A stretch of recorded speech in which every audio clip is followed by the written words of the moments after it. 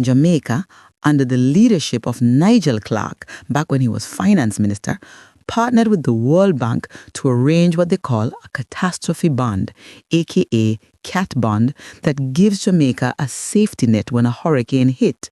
The stronger the hurricane, the better. For example, if Hurricane Melissa meets certain preset criteria such as path, intensity, pressure, etc., the bond triggers and Jamaica gets the funds quickly. In this case, up to $150 million.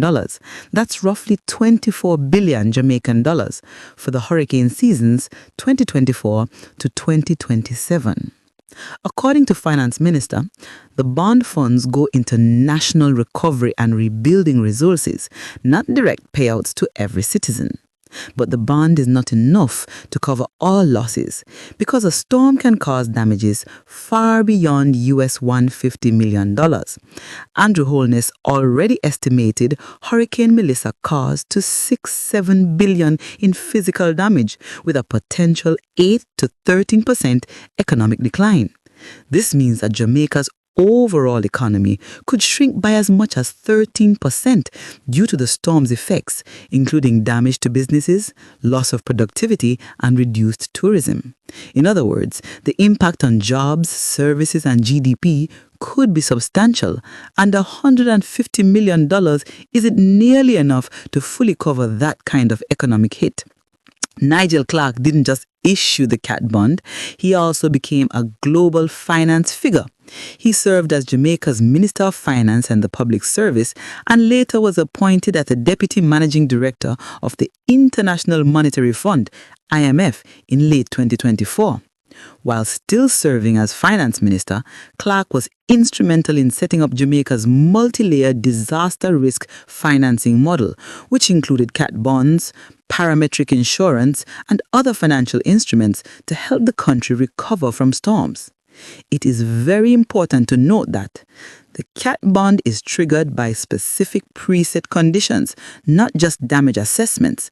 For example, if the hurricane reaches Category 4 or 5 on the Saffir-Simpson scale, the payout would be triggered.